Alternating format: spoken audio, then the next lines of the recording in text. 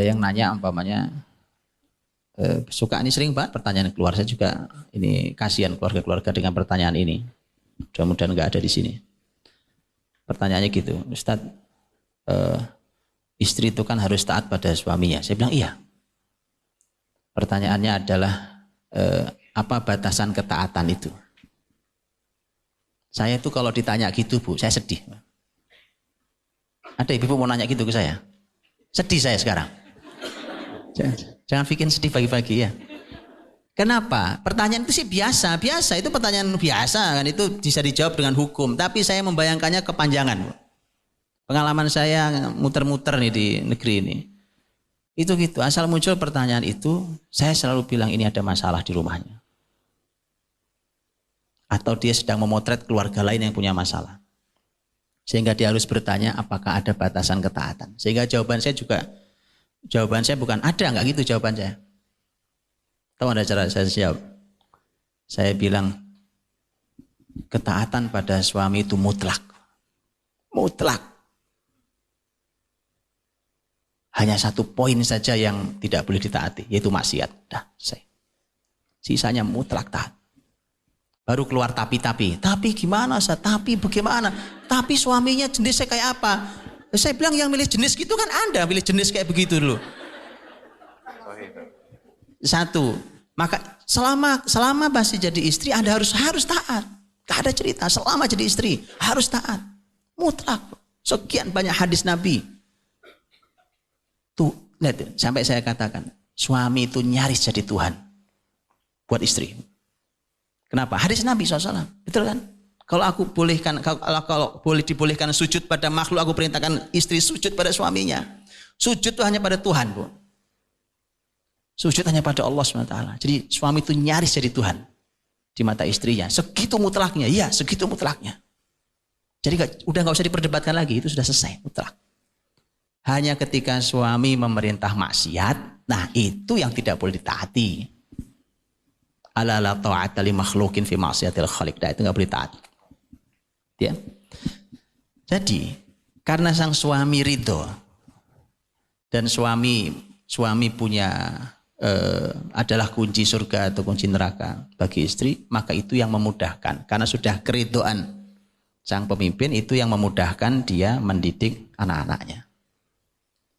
Karena begini ibu-ibu, didik anak itu nggak bisa pakai kecerdasan kita saja, nggak bisa pakai pengalaman kita saja, itu nggak bisa.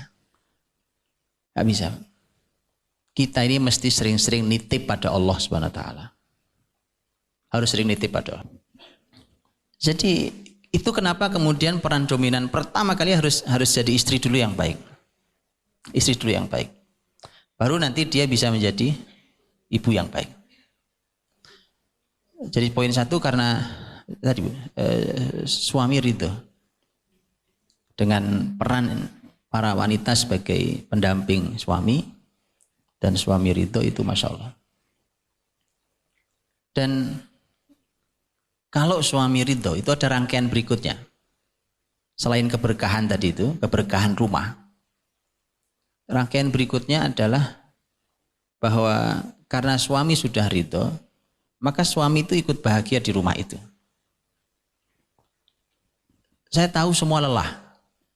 Suami lelah di luar rumahnya dengan tugas mulianya, istri lelah di dalam rumahnya dengan tugas mulianya. Tapi kalau orang bahagia, kan ibu-ibu tahu orang bahagia kan? Orang bahagia mana ada capeknya. Kalau masih ingat tentang dulu masih pengantin baru, mana ada capeknya. Mau begadang 3 hari 3 malam gak urusan. Ya kan? Mau jalan kaki dari sini sampai ke pantai mana, nggak ada urusan, nggak masalah. Kalau perlu perpanjang lagi jarak ini, nggak ada masalah, betul. Orang bahagia itu nggak ada masalah. Gitu ya. Itulah kenapa di surga ada tidur apa enggak Ustaz Fauzi? Surga itu bahagia. Kalau tidur kan sayang. Di surga ada tidur apa enggak? Mati kan nggak ada, jelas nggak ada, mati nggak ada. Tidur ada apa enggak di surga? Atau tanya Ustaz Fauzi ya aja. Ya. Karena orang bahagia, kalau bahagia, barokah bahagia, dan suami ikut bahagia dengan pengabdian yang luar biasa dari istrinya, maka sang suami akan dengan ridho legowo ketika pulang juga membawa kelelahannya, ridho membantu pekerjaan istrinya, baik di rumahnya ataupun didik anaknya. Itu yang dilakukan Rasul, karena Rasul ridho dengan istri-istrinya.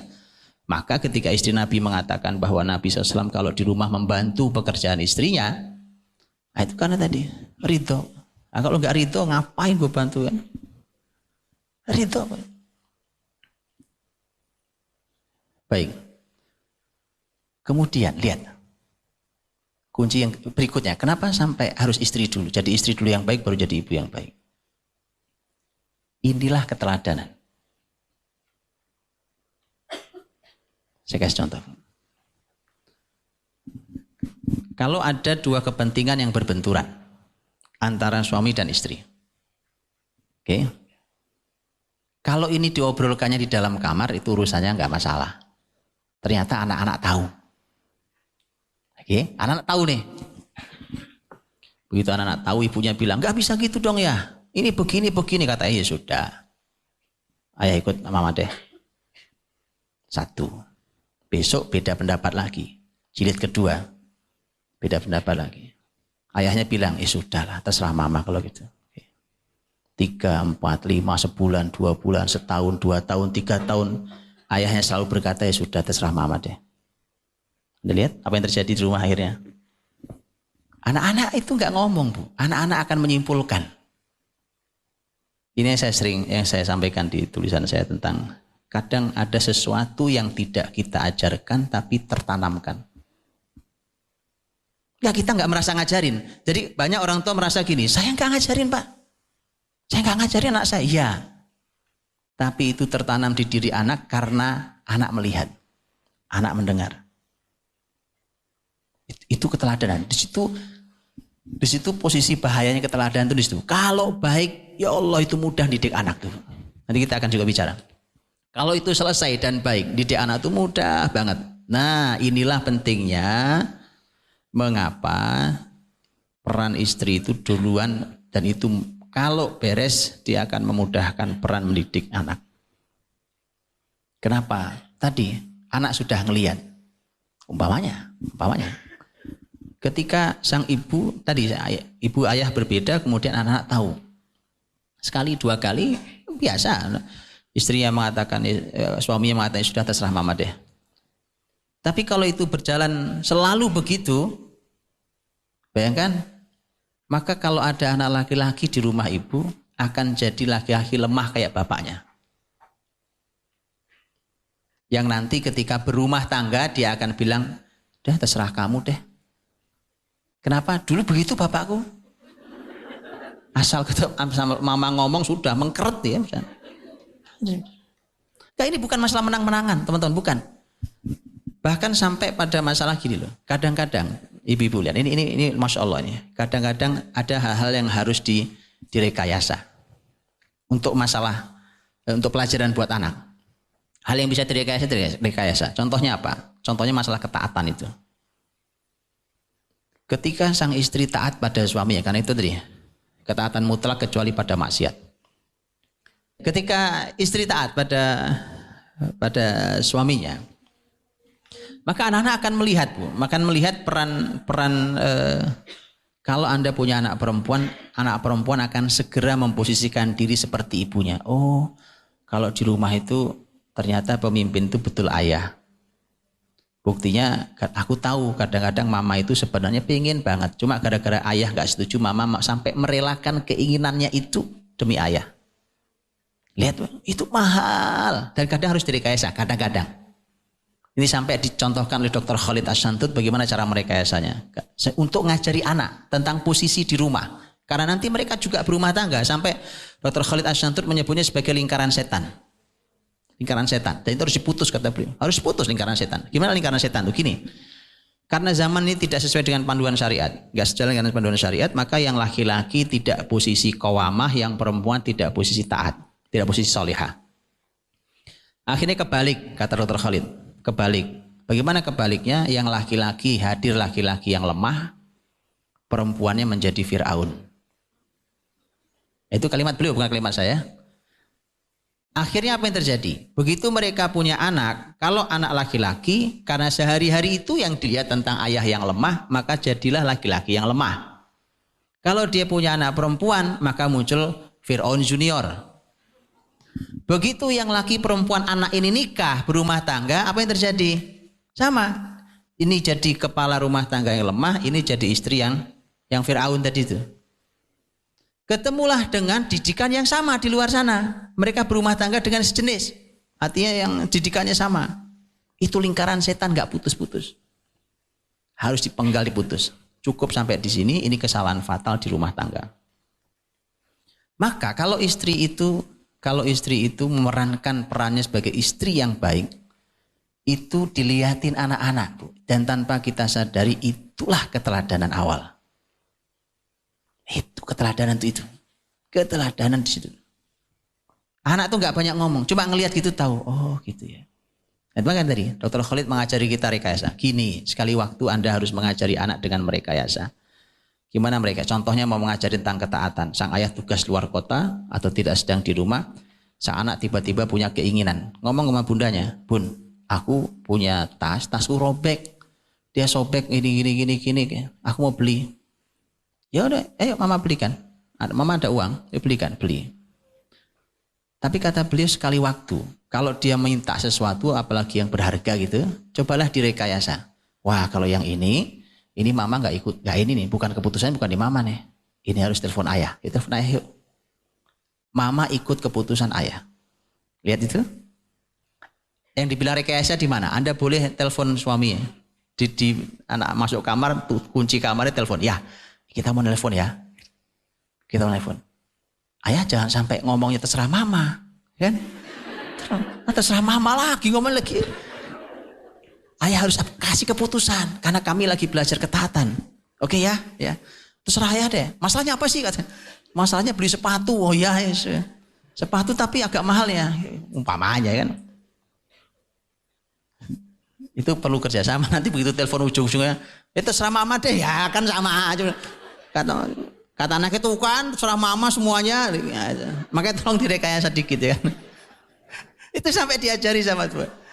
Karena ini rekayasa halal. Ada yang halal, ada yang haram. Kan ada yang halal. Sudah ambil handphone, keluarin suaranya. Ya ini assalamualaikum. Ini ayah anak-anak. Ini ada mau bicara. Gini. Kalau mama terserah ayah deh. Kan di rumah ini yang jadi pemimpinnya ayah. Itu indah. Itu keteladanan. Anak-anak gak sadar. Kita tidak sedang ngajarin namanya istri itu harus taat pada suaminya yang enggak perlu begitu. Pengajaran itu enggak mesti harus dengan sekian SKS, enggak mesti. Anda kan gitu kan, Anda selalu bilang apa yang Anda lakukan dilihat anak-anak jauh lebih berharga dari 1 juta kalimat kadang-kadang. Nah itu contohnya. Maka sudah Anda tinggal bicara. Ayah bilang boleh atau enggak boleh atau boleh dengan syarat umpamanya kan. Atau tidak boleh kecuali begini, itu sudah begitu putuskan. Mama tinggal bilang tuh sudah dengar jawaban ayah, mama ikut ayah. Oke, kita taati. Itu kenapa harus, itu peran istri aslinya. Awalnya peran istri tentang ketaatan. Ternyata itu sudah memulai pelajaran namanya keteladanan. Itu nanti didik anak gampang benar, insya Allah. Didik anak itu mudah sekali kalau peran sebagai istri selesai. Nah maka ayolah dipelajari peran sebagai istri itu seperti apa. Dan di Quran dan di hadis Nabi selain teori diberikan potret. Karena kadang-kadang kita ini dikasih teori, mempraktekkannya tidak mudah. Tapi kalau dikasih potret tinggal niru itu gampang. Kan? Sudah ada. Itu kenapa Quran menghadirkan kisah-kisah. Ada potretnya. Anda mau potret kayak apa? Nah yang menarik adalah itu mengapa istri Nabi Muhammad SAW tidak satu. Keseluruhan istri Nabi adalah potret yang berbeda-beda bagi wanita mulia. Sehingga saya sering katakan, Anda boleh masuk surga Allah dengan cara istri Nabi yang manapun. Orang beda-beda. Dan istri Nabi beda-beda itu. Berbeda-beda. Sifat, karakter, kelebihan, kekurangan. Dan itu berbeda-beda. Dan itu silahkan bercermin gitu. Maka tolong banyak-banyak tadi. baca biografi itu dan bercerminlah, ya. Dan singkat saya pernah sampaikan di sini kalau saya nggak salah. Ya, saya suruh ibu-ibu untuk belajar tentang Ummahatul Mukminin. Belajarlah tentang istri-istri Nabi karena Imam Ibnu Katsir dalam tafsirnya mengatakan itu potret tertinggi bagi setiap muslimah.